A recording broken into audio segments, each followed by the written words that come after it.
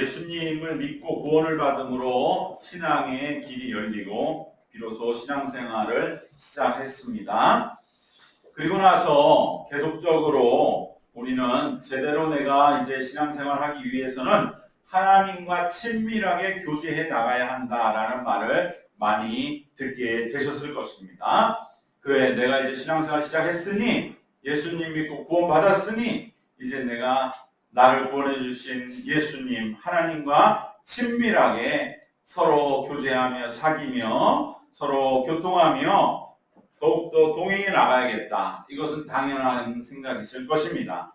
이러한 가르침에 동의하지 않는 그리스도인은 없을 것이죠. 그러나 이러한 가르침에 동의하면서도 왠지 내가 하나님과 이제 친밀해져야 된다. 바로 이 주제에 대하여 이건 조금 더 시간이 좀 필요한 일이겠지라거나 때로는 내가 구원받았으니까 이제는 좀 나도 뭔가 하나님과의 친밀함에 대해서는 조금은 내가 할 일만 다 하면 되지 않을까 하는 그 다소 안일하게 여기는 신앙이 우리에게 그러한 신앙인들이 종종 많이 있다고 할 때에 오늘 본문의 이 형들의 다시금 요셉 앞에 엎드려 라고 기록된 18절 말씀과 같이 그의 형들이 또 친히 와서 요셉의 앞에 엎드렸다. 그리고 우리는 당신의 종들이니이다.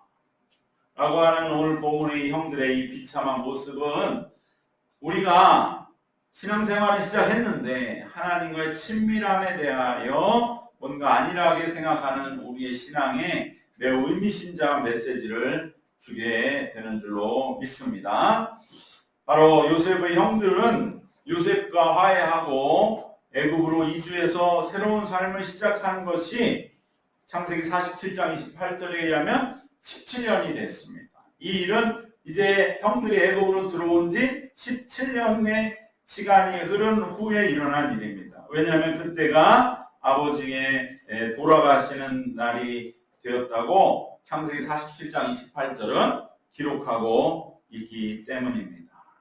이 17년 동안의 애굽에서의 삶이 흐르고 그 17년 동안 형들은 요셉과 이제 화해해서 그리고 애굽이라고 하는 새로운 환경, 그러나 외적으로는 가나안보다 훨씬 더 풍성하고 풍요로운 그 물이 풍부한 그러한 환경에서 이제 요셉과 더불어 잘 살고만 있는 줄 알았는데 오늘 18절에 형들은 요셉에게 찾아가 우리는 당신의 종이라고 하면서 용서해달라고 빌고 있습니다.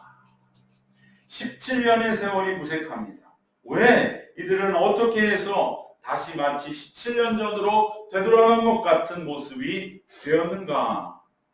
우리가 신앙생활하면 나도 17년은 넘었는데 여전히 내 믿음이 첫 믿음만 못한 것 같고 여전히 하나님 앞에서 종으로서 머리 숙이고 있는 쩔쩔매는 그러한 모습이 되었다고 하면 오늘 이 형들의 모습 17년 후에 다시 요셉에게 머리를 조아리는 이 모습은 결코 남의 이야기가 아닌 것입니다.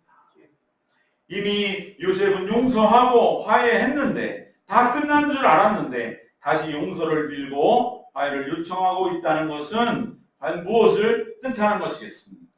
여전히 형들은 요셉의 이 화해와 용서의 일에 진실을 믿지 못하고 요셉을 두려워하고 신뢰하지 못하고 또 굳게 요셉을 완전히 믿을 만큼 친밀하지 못하기 때문에 이런 결과가 생긴 게 아니겠습니까? 오늘 이 장면은 우리에게 형들이 요셉과 화해를 이루었다고 해서 요셉에 대한 신뢰와 친밀함이 저절로 생기는 것은 아니구나라는 것을 분명하게 보여주는 것이죠. 여기서 지난주에도 말씀드린 것처럼 바로 우리 감리교 신앙의 독특함이 있다는 거예요. 우리가 예수 믿고 구원받았다고 해서 신앙생활이 그럼 이제 내가 구원받은 자로 내가 하루아침에 죄로부터 멀리하는 그리고 구원받은 빛의 자녀로 저절로 사라지느냐? 실제 신앙생활 해보면 그게 아니라는 것이죠.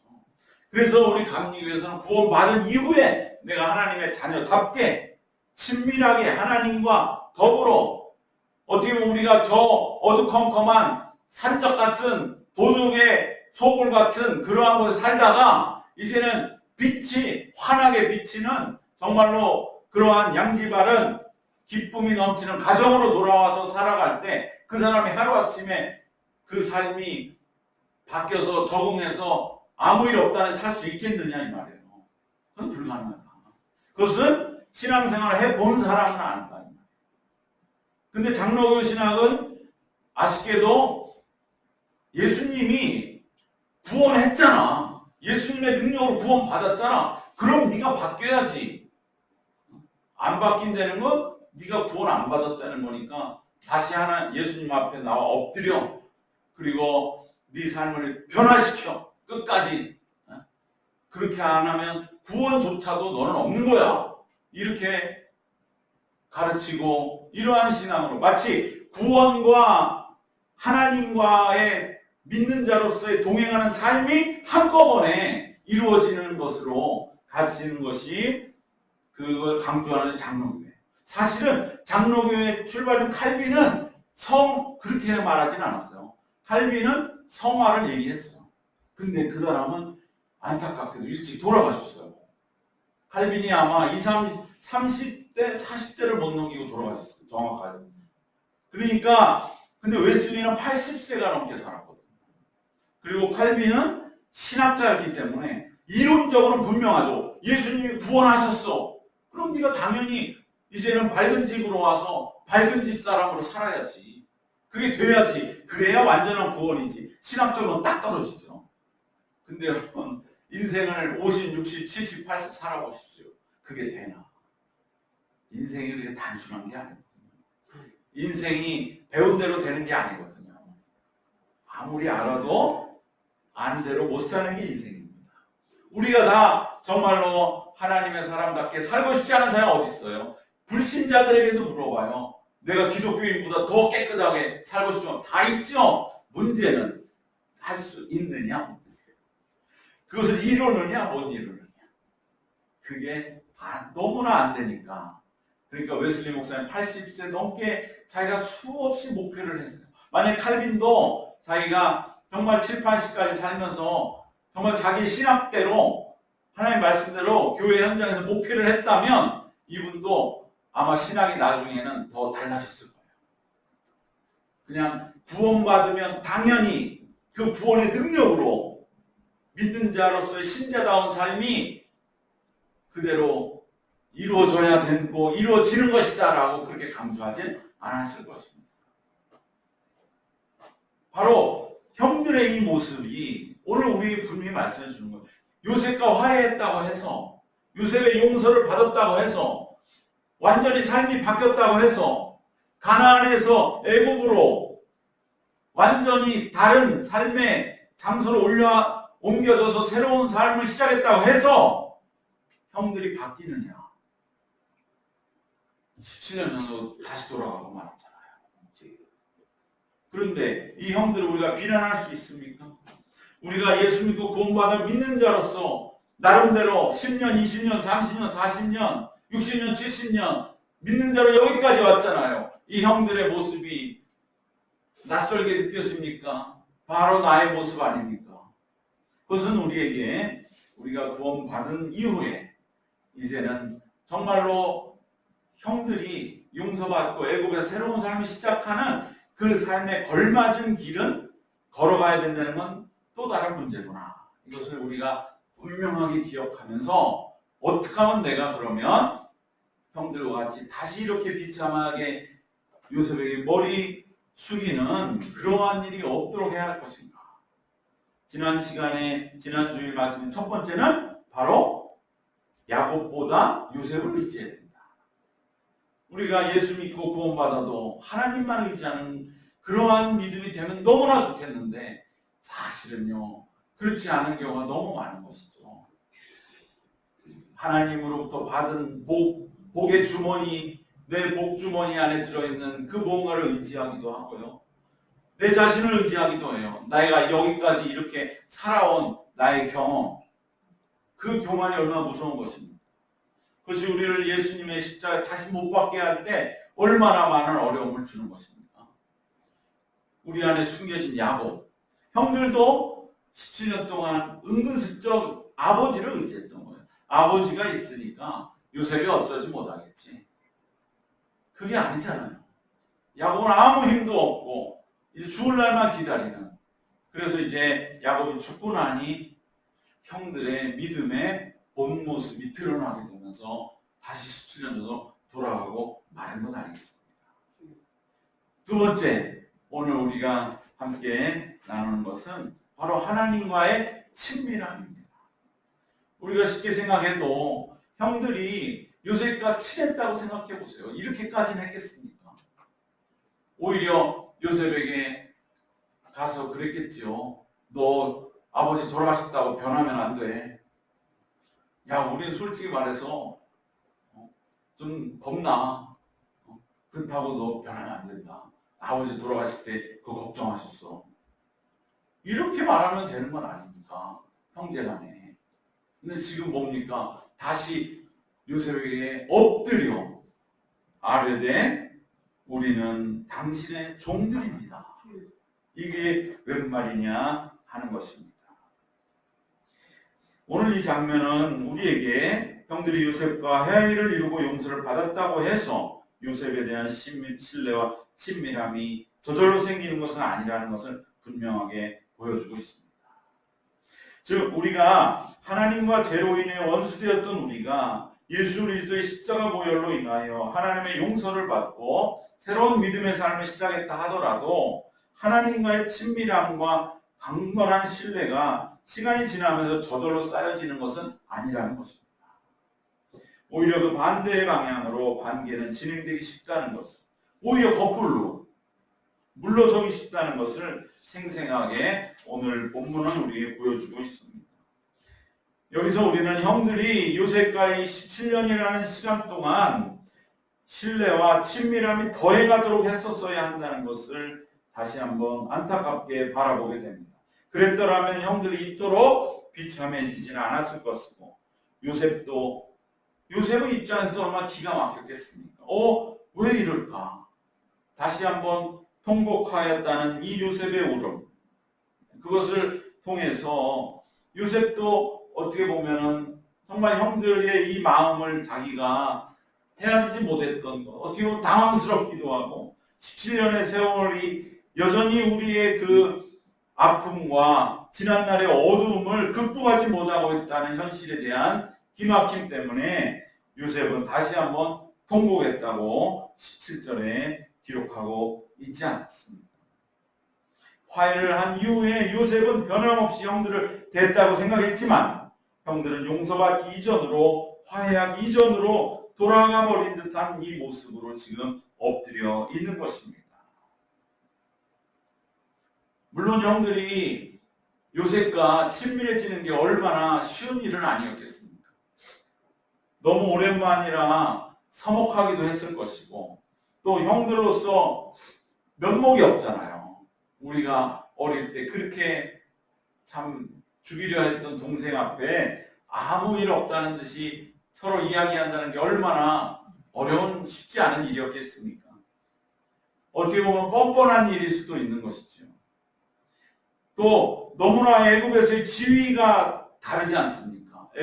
요셉은 최고의 권력자이고 이들은 그저 이방인 노예나 마찬가지고, 그래서 너무 지위 차이가 나서 대하기 어려울 수도 있습니다. 그렇다 할지라도 중요한 것은 요셉 아닙니까? 요셉이 다 용서하고 형들로 그들을 받아들였으니만큼 이제 형의 가족들 그리고 형들은 요셉과 더 친밀함을 더해 갔어야 합니다. 그랬더라면 이런 안타까운 모습은 없었을 것입니다. 요셉과의 친밀함을 키워나가는 것, 우리도 마찬가지로 하나님과의 친밀함을 키워나가는 것이 꼭 필요한 것을 마음 깊이 우리가 새기고 공감하시기를 바랍니다. 그런데 중요한 건 무엇이냐? 이걸 여기서 중요하게 봐야 됩니다. 그러면 형들이 요셉과 친밀해지고 더 친해져야 된다. 이것이 형들에게는 하나의 의무처럼, 무거운 짐처럼, 부담처럼 여기는 것을 극복해야 되느냐? 그게 아니라는 거예요. 이것을 여러분 놓치지 말아야 됩니다. 여러분 제일 싫은 것 중에 하나가 뭡니까? 너 얘랑 친해져? 이거 제일 싫어하는 거예요. 친해지는 건 내가 친해지는데 왜 얘는 괜찮으니까 너 얘랑만 놀아야 돼? 이게 우리가 어렸을 때 잘못 가르친 거예요. 마치 우리도 마찬가지잖아요. 내가 신앙생활 시작했어요. 너 하나님하고 친해져? 이게 의무로 되냐 이 말이에요. 부담으로 되냐? 하나님이 그걸 원하시냐? 너 나랑 친해져야 돼? 이게 아니에요. 형들도 여기서 만약에 그렇게 요셉이 형 이제 내가 다 용서했으니 나랑 친해져야 돼? 그러면 형들도 싫은 거예요. 하나님도 결코 하나님과의 친밀함이 부담이 되어서는 안 됩니다. 이것이 세상의 종교와 우리 기독교가 다른 것이에요. 세상은 그럴지 몰라요. 아, 내가 나에게 복 주는 사람하고 친해져야지. 그래서 내가 시주도 많이 하고 뭐 다른 사람 볼 때 가서 봉사도 하고 그것은 내가 그 사람하고 친해져야 될 의무감으로 행하는 거예요. 그러나 우리는 기독교는 그게 아닙니다. 형들이 요셉과 친해져야 될 의무를 가지고 짐을 가지고 부담을 가지고 그래 우리를 살려줬으니 그래 내가 이렇게 요셉에게 가서 억지로라도 내가 친해져야 되겠다. 그게 아니라는 것입니다. 하나님은 믿음 생활을 하나님과의 친밀함을 짐으로 여기는 것을 원치 않으십니다. 이것은 예수님이 말씀하셨잖아요. 우리에게 무거운 짐진 자는 내게로 와라. 내가 너희를 쉬게 하리라. 그것은 무슨 뜻입니까? 하나님과의 친밀함을 가지라는 것은 뭔가 하나님과 친해질 의무를 가지고 의무 생활하는 게 아니고 하나님이 우리에게 새로운 삶을 살도록 해준 것을 깊이 묵상하면 그러면 당연한 응답으로 하나님 앞에 친밀하지 않을 수 없는 하나님 앞에 친밀함으로 나오게 된다는 것입니다. 이것은 당연한 응답이지 의무가 아니라는 것입니다. 이 차이를 기억하셔야 됩니다. 하나님과의 친밀함은 새로운 어떤 친해지기 위한 노력을 하라는 것이 아니라 어그러졌던 지난날의 삶을 바로잡는 자연스러운 수순이요 자연스러운 삶의 길을 걸어가라는 것입니다. 형들이 요셉과 친밀해지기란 결코 쉽지 않은 일이었지만 바로 그것을 한번 형들이 그러면 정말 그 중심을 한번 살펴보라는 것이에요. 물론 형들이 극적인 용서와 화해 그리고 놀라운 만남의 감격이 이제는 어느 정도 잦아들고 정리되고 일상의 삶이 시작되면 그러면 요셉에 대한 그러한 신뢰와 고마움도 점점 옅어질 수도 있고 가끔은 흔들리게 되었을지 모릅니다. 또 요셉을 볼 때 어느 순간에는 과거의 어둠이 떠오르는 그러한 일도 겪었을지 모릅니다. 그렇지만 형들이 정말로 근본적으로 다시 돌아가 보면 요셉의 형들은 용서를 받음으로 지난 어두운 과거에서 벗어나게 된 것 아닙니까? 그리고 그러므로 영적으로 심적으로 그리고 삶의 외적인 환경에서도 새로운 삶으로 구원을 받아 지금 새 삶을 살게 된 것은 전적으로 요셉의 때문 아니겠습니까? 그런데 어떻게 요셉을 전적으로 신뢰하고 의지하고 친밀해지지 않을 수가 있겠습니까? 이제 요셉과 화해하고 형과 아우로서의 정과 마음을 나누고 아무런 마음의 구김 없이 사랑하면서 살면 그것이 정상적인 삶 아닙니까? 이러한 노력을 어떻게 수고스러운 의무라고 말할 수가 있겠습니까? 그동안에 오히려 요셉을 만나기 이전에 요셉과 화해하기 이전의 삶, 그 삶이 아버지였던 야곱을 속이면서 아무 일 없다는 듯이 살았던 그 아픈 상처를 가지고 살았던 지난날 과거의 가나안 땅에서의 삶이 비정상적이었던 것입니다.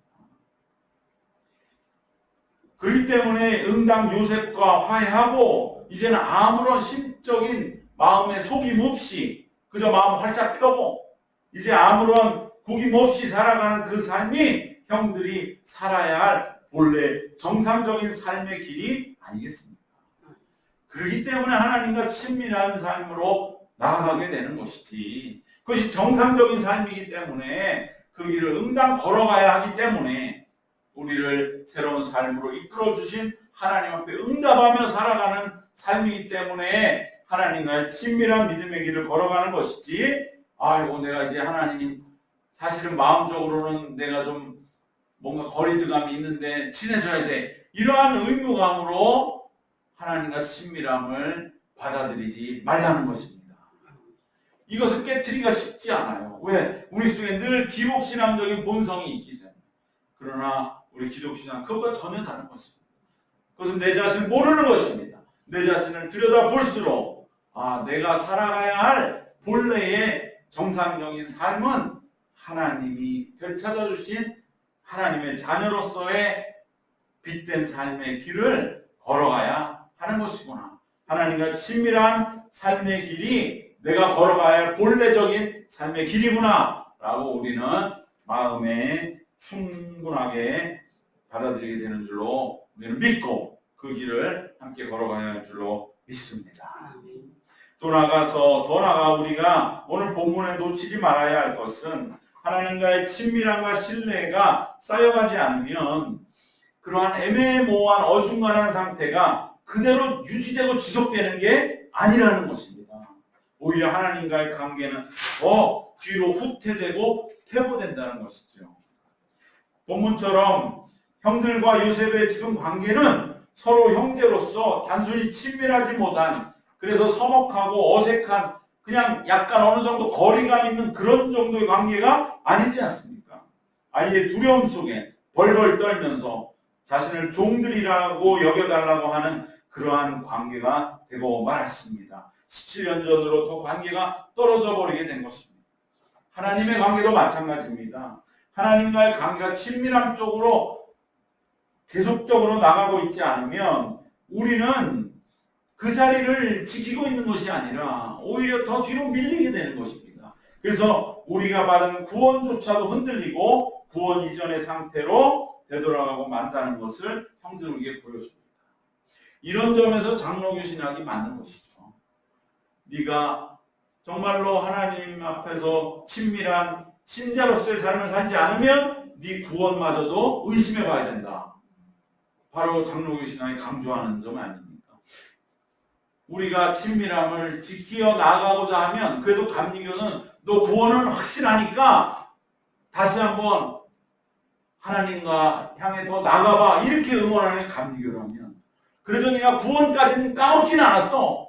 어중간한 상태에 안간힘을 쓰고 있는 너의 모습은 정말로 하나님 불쌍히 여기셔, 이렇게 말하는 감리교라면, 장로는 너 구원받았는지 그것부터 한번 생각해. 다시 너 형들처럼 지금 돌아가서 엎드리고 있잖아.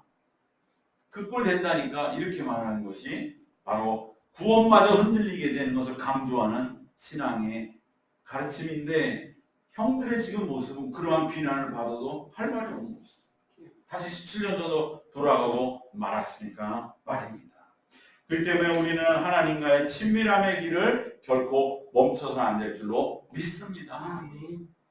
내가 친밀하지 않으면 내가 자리를 지킬 수도 없구나. 점점 밀리다가 나중에는 이렇게 되고 마는구나 라는 것을 우리는 기억해야 합니다. 그러므로 마지막 결론적으로 우리는 이제 예수님을 믿고 구원받는 그것만을 기독교의 전부라고 생각해서는 안 됩니다. 이제는 앞으로 우리가 관심을 기울여야 할 것은 바로 하나님과 신뢰와 친밀함을 더해가는 일입니다. 그럼 어떻게 하면 하나님과 친밀할 수 있을까요? 기도 많이 하고 예배 열심히 나오고 헌금 열심히 하고, 물론 그것이 친밀함의 분명한 척도인 것은 분명합니다. 그럼 우리가 이제 하나님의 친밀함을 향해 나가고자 한다면 한 걸음 더 들어가야 됩니다.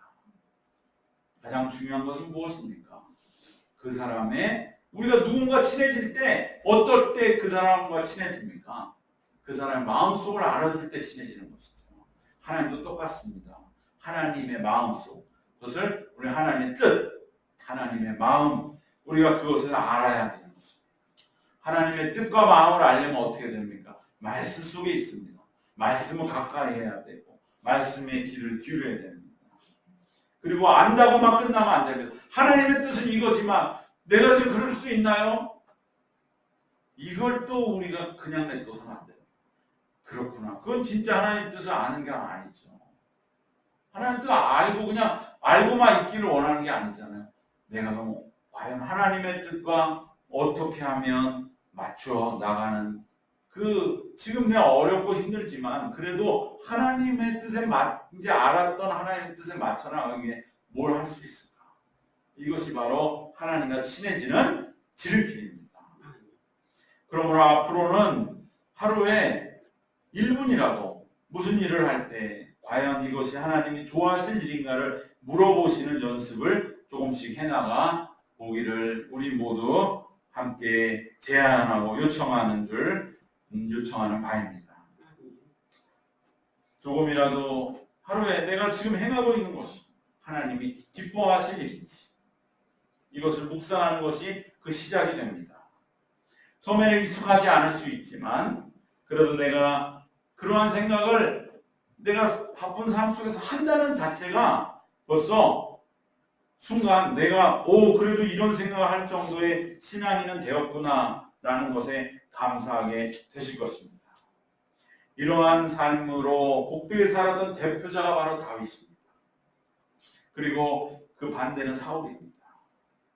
여러분 다윗이 전쟁에 연전연승하던 사무엘상의 뒷부분, 즉 20장 이하, 특별히 23장, 그리고 사무엘하의 앞부분, 특별히 사무엘하 7장이 이제 다 끝나고 다윗이 궁전에 평안이 오기 전 사무엘하 5장에 보면 반복되는 말이 있잖아요. 뭡니까? 다윗이 여호와께 여쭈어 아뢰되. 옛날 성에 다윗이 하나님께 묻자와 가라사대. 그러니까 다윗이 늘 하나님께 여쭈어 이르되 하면서 다윗은 늘 전쟁에 나가기 전마다 하나님께 물어보았다. 이걸 강조하고 있습니다. 오늘 우리가 정말로 하나님께 내가 이것이 하나님 기뻐하는 일일까? 동일한 것입니다. 다윗이 하나님께 가장 사랑받는 자였다는 말이 바로 다윗이 하나님과 가장 친밀하고자 했다는 뜻입니다.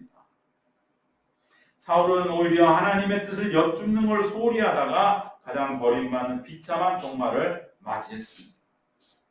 여러분 하나님과 친밀하면 세상과도 친밀해집니다.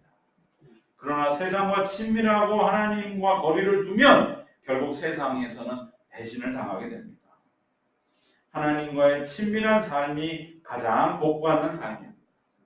우리는 은연중에 하나님 내가 믿고 의지하는 것까지는 좋은데 하나님과 친밀해지면 오히려 내가 해야 될 거 못하고요. 내가 많은 거 손해봐야 되고 많은 거 내놓아야 되고 좀 부담됩니다. 뭔가 내 자유가 속박되는 것 같은 그러한 오해, 이것을 우리가 깨뜨리고 극복하는 그것부터 시작돼야 돼요. 그 오해가 없어야 돼요.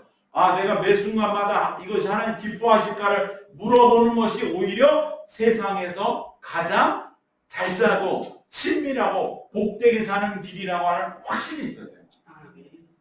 그럴 때 우리는 자연스럽게 묻게 됩니다. 왜? 이것이 내가 세상을 가장 잘 사는 길이기도 하니까. 바로 이 확신을 가지고 우리들은 이제 하나님 앞에 하나님 지금 제가 이렇게 하고 있는 것 하나님 기뻐하십니까?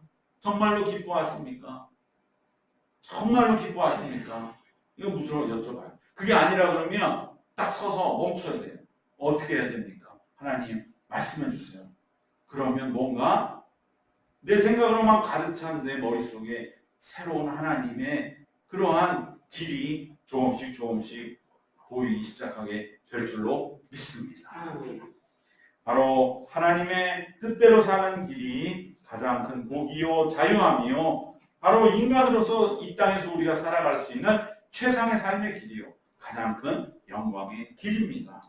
우리는 오직 하나님의 인도하심을 따라 친밀하게 주님과 동행하는 삶을 향해서 한 걸음 한 걸음 결단하고 나가는 우리 모두가 됩시다. 하나님과 친밀하게 동행하는 삶이 가장 복된 삶임을 실제적으로 체험하시는 그런 은혜가 우리 모두에게 함께 하시기를 주님의 이름으로 축원합니다. 기도하겠습니다.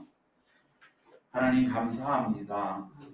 우리가 구원을 받았다고 해서 우리가 신앙인으로 저절로 사라지는 것이 아님을 바로 이 17년이 지나 다시금 형들 요셉 앞에 머리를 숙이는 이 형들을 통해 절실히 깨닫게 하심을 우리 마음에 새기게 하심을 하나님 아버지 감사드립니다. 우리도 이제는 하나님과 친밀한 삶을 위해 애쓰게 하여 주시옵소서. 위하여 이제는 하나님의 뜻을 여쭙고 살아가는 그러한 하나님과의 삶이 가장 복된 삶임을 실제적인 사건으로 체험하는 일들이 우리의 삶 속에 가까이에 오게 하시고 일어나고 간증되게 하여 주시옵소서.